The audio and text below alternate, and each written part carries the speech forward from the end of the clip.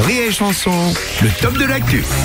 C'est le retour de notre Belge à nous, Michel Frenat, qui ne vient jamais sans son hymne. Salut Michel, bonjour. Bonjour Bruno, quelle voix suave, je te remercie pour cet accueil. Bonjour à tous, bonjour peuple français.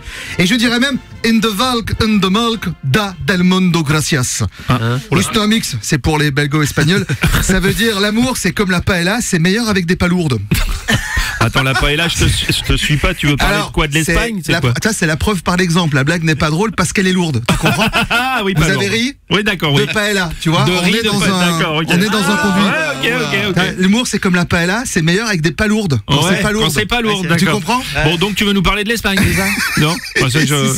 Si, pas de paella, mais de l'Espagne. Enfin, plus précisément, de prof d'espagnol. Ouais. En fait, je voudrais vous parler de cette femme qui s'est incrustée dans un collège afin de se faire passer pour une prof d'espagnol. Oui. Et le plus inquiétant dans cette affaire, c'est qu'elle a été démasquée seulement au bout de plusieurs heures. C'est-à-dire que c'est les élèves qui se sont posés des questions en premier, surtout quand elle leur a demandé de l'appeler professeur. Et qu'ensuite, elle a renommé tous les élèves avec des noms de villes, en leur faisant colorier des plans de banque sur un fond sonore de Bella Ciao. Là, ils se sont dit, tiens, c'est juste une femme qui a vu un petit peu trop la Casa del Papel. Ouais, heureusement qu'elle s'est fait arrêter rapidement quand même. Bien sûr, hein. Puis c'est aussi les profs, car ils sont pas dupes. Ouais. Ils ont bien vu qu'elle avait des trucs louches. Par exemple, elle avait pas de veste avec des coudières, elle prenait des barres de céréales au goûter au lieu de prendre des anxiolytiques. Et puis la laine, elle avait une haleine fraîche. Elle avait pas, tu sais, une haleine de prof en fin de journée qui vient te trouver en te disant, est-ce que tu veux que je t'aide? Non, je veux que tu recules parce que là tu vas me tuer en fait. Bon, je vois, mais en même temps, c'est pas bien méchant tout ça. Ah oui, bien sûr que c'est pas méchant, Bruno. Enfin, je veux dire, faut dire que l'usurpation de fonction, c'est une vieille tradition en France. Tu vois, Schiappa par exemple, Schiappa. Oui, Schiappa.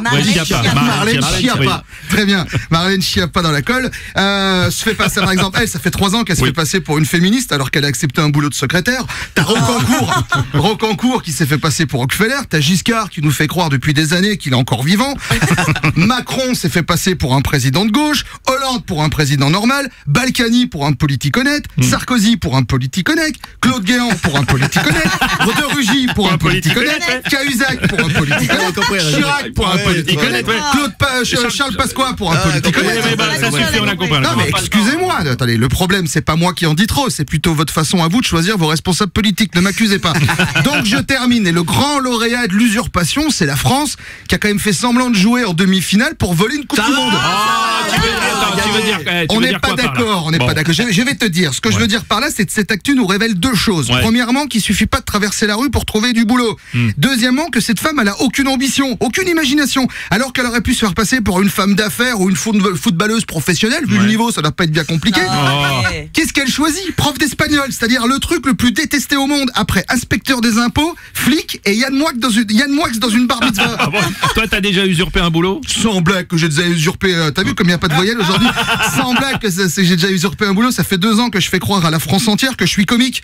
2 ans et j'ai pas fait une blague drôle. Allez-y, dites-moi combien de blagues drôles j'ai fait dans mes chroniques. Et ben voilà, tu vois exactement, moi j'ai compté, il y en avait 2. Et dans les 2, il y a celle de la paella au début de la chronique. Ah oui, pas lourd.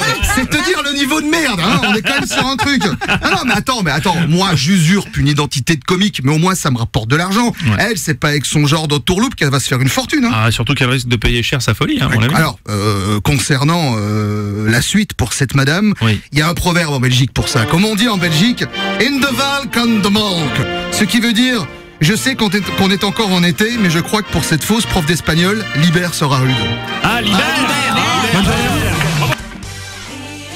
Ça vous a plu? Vous en voulez encore? Figurez-vous qu'il y a des vidéos là, et puis surtout, vous pouvez vous abonner à la chaîne YouTube Rire et Chanson, là.